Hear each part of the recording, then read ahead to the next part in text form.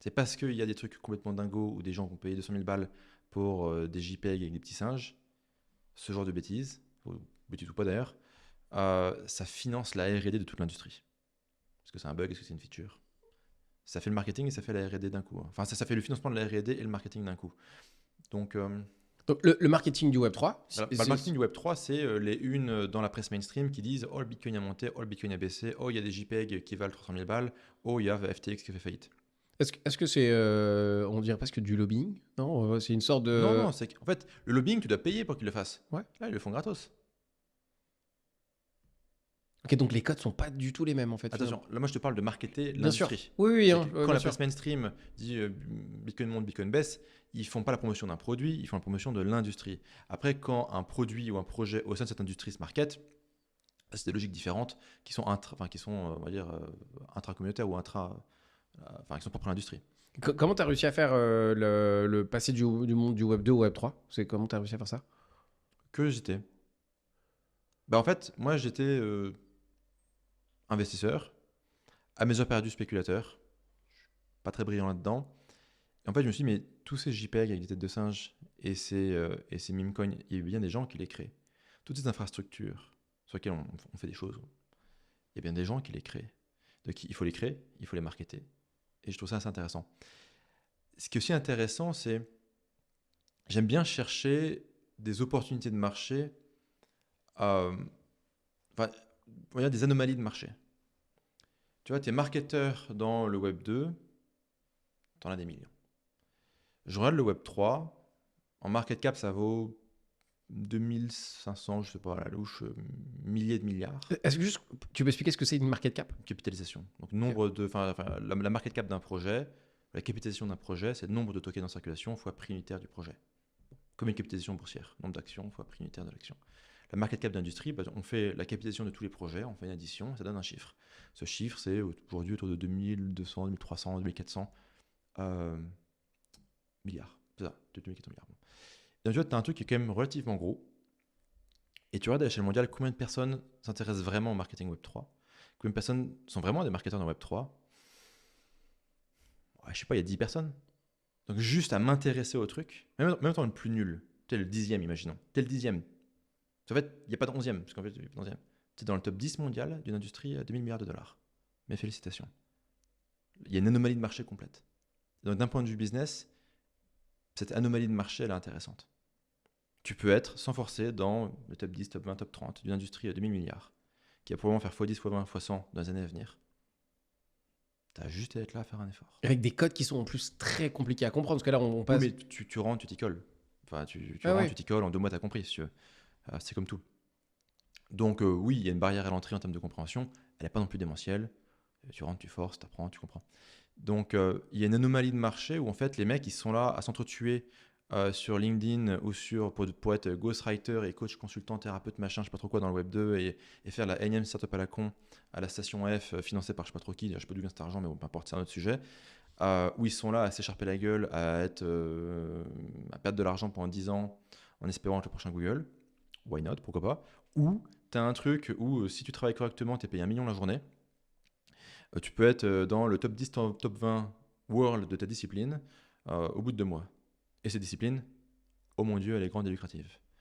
Et donc, en plus du fait que l'idée d'introduire la propriété privée dans le monde entier est quelque chose de positif pour l'humanité, bah, il y a quelque chose qui est aussi très bénéfique économiquement. Donc on joint l'utile à l'agréable. C'est quoi l'objectif pour toi avec le Web 3, avec ce que tu fais?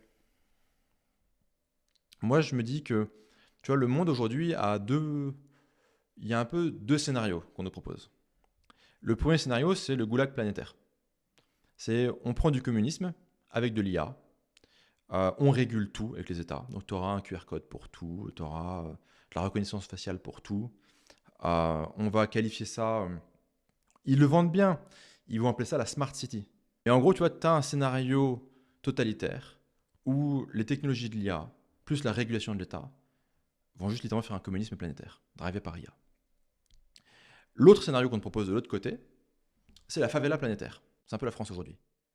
C'est quelques îlots pour riches, où ça se passe plutôt bien, avec des murs autour, des miradors, des services de sécurité, des écoles privées, des gymnases privés, un peu comme au Brésil, si tu veux. Et pour le reste du pays, c'est la favela. C'est ultra violent, ultra déficient, il n'y a rien qui fonctionne, a fortiori pas de propriété privée, et c'est un bordel généralisé. Donc pour une petite minorité de riches, ultra riches, la vie est belle, pour le reste de l'humanité, c'est une catastrophe. Ça, c'est un peu c'est l'autre trajectoire.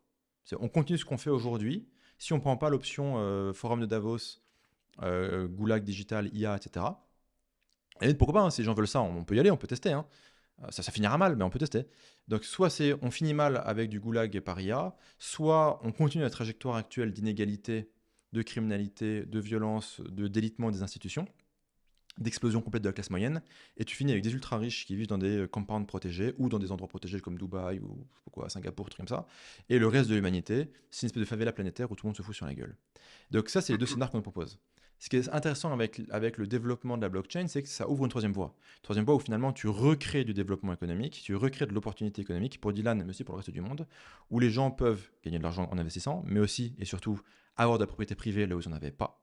Et cette propriété privée, il y a un développement économique. Ils réinvestissent, ils se développent, leur pays se développe, et tu vas sur un sentier de croissance beaucoup plus équilibré, où même, je dirais, les structures de pouvoir peuvent être davantage distribuées. Dans ce scénario-là, tu peux utiliser la blockchain pour les élections. Regarde, c'est moins le cas en France, mais tu prends les États-Unis. Quelle que soit l'issue de l'élection, le camp en face dit que c'est truqué. Quand Trump a été élu, les mecs ont dit que c'était truqué, c'était les Russes. Quand Biden a été élu, les gens de Trump ont dit c'était truqué, les machines à voter, on ne sait pas qui les fait, comment ça marche, etc. Ils ont fait du bourrage d'urne. Je ne sais pas si c'est vrai, je ne sais pas si c'est faux, je m'en fous. Bah, si c'était sur la blockchain, tu recrées de la confiance dans les institutions. Donc tu vois, la blockchain, c'est de la confiance, c'est de la transparence, c'est des institutions qui peuvent mieux fonctionner, c'est des gens qui ont des opportunités économiques, c'est des potentiels économiques qui ne sont pas exploités aujourd'hui, qui peuvent être exploités. Il y a toujours un connard qui te dit on ne peut pas avoir une croissance infinie dans un monde fini.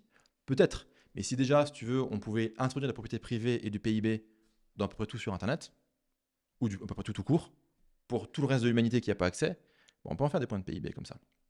Et donc du coup, il y a le goulag, le communisme par IA, il y a la favela planétaire, et la troisième voie, quelque part, c'est blockchain, qui recrée de l'opportunité, qui recrée de la transparence dans les institutions, et qui permet de réorganiser les modèles de société. Bah, c'est pas mal. Et si en plus tu es très bien payé pour le faire, bah écoute, pourquoi pas quoi. C'est ça que tu. Trois émotions que tu nous parles, c'est un peu là où tu penses que c'est. C'est un peu plus vendeur que le goulag global ou la favela globale, non? Je sais pas. Il y, il y a des gens qui ont l'air de prendre des directions qu'ils n'ont pas vraiment envie de prendre, mais toi, tu veux prendre la troisième en tout cas. C'est là-dessus où tu mises.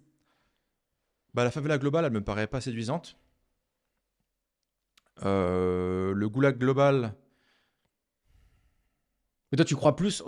Là, c'est là où je me suis exprimé. Et toi, tu crois plus dans ces trois options, tu crois plus que la troisième va arriver. je pense que chacun de ces scénarios est un peu extrême et caricatural. C'est une tendance. Euh, Moi, je pense pas que la blockchain elle va en poupe et que ce soit la solution qui a la plus haute probabilité de succès.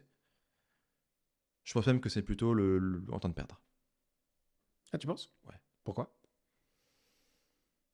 En fait, la blockchain n'a pas réussi à introduire un produit qui permette d'avoir une légitimité démocratique ou un engouement des masses. En fait, si la blockchain arrive à introduire ou à avoir un moment ChatGPT, et du coup les gens disent ok, ça sert à quelque chose, ok, je vois, je peux entre guillemets toucher le truc, quoi. Je peux le sentir, je peux le comprendre, je vois ce que ça fait. Tu vois, la blockchain, elle est un peu dans le stade IA avant ChatGPT. L'IA avant ChatGPT, c'est ouais, bullshit quoi. Enfin, ta gueule quoi. C'est tu mets IA pour lever des fonds, le VC il comprend rien, ou alors il comprend mais il espère que le suivant comprendra pas et qu'il paiera une valeur plus chère quoi. Tout le monde met IA partout, ça sert à rien. On te dit que c'est l'avenir, ça sert à rien. Même les gens mettent de l'argent là-dedans, tu comprends pas. Bon. Et un jour, tu as ChatGPT, et là l'humanité entière dit ok, je comprends à quoi ça sert, et ça fait partie de mon quotidien maintenant. La blockchain n'a pas encore eu son moment de ChatGPT. Si elle arrive à avoir son moment de ChatGPT assez rapidement, quel produit ça sera, je ne sais pas, mais si elle arrive à avoir son produit ChatGPT ou son moment de ChatGPT, là, du coup, il y aura une légitimité démocratique, il y aura une adhésion d'une centaine de millions de personnes pour cette technologie-là. Ils y verront leur intérêt, et là, peut-être que ça pourra inverser les tendances. Mais aujourd'hui, non, je pense que la blockchain n'a pas le vent en poupe, et que le communisme est parti. Et pourquoi le Parti communiste chinois adore l'IA et déteste la blockchain? L'IA, c'est un truc communiste. L'IA, c'est concentrer du pouvoir, concentrer de la puissance de calcul. La blockchain, c'est décentraliser du pouvoir et de la puissance de calcul. et des décisions. On arrive sur la fin du podcast. Alors déjà, j'espère que les gens vont voir ce que moi je vois de toi et je connais de toi. Je pense qu'on a fait plein de, on est allé sur on aurait pu en faire plein d'autres. Bien évidemment, on a fait plein de sujets, on pourra en faire plein d'autres. Qu'est-ce que tu aimerais que les gens retiennent de notre échange? Je crois que je dis toujours la même chose à la fin des podcasts. C'est pas parce qu'ils sont nombreux à avoir tort qu'ils ont raison. Et je pense que juste retenir ça et avoir ça comme leitmotiv, c'est pas mal.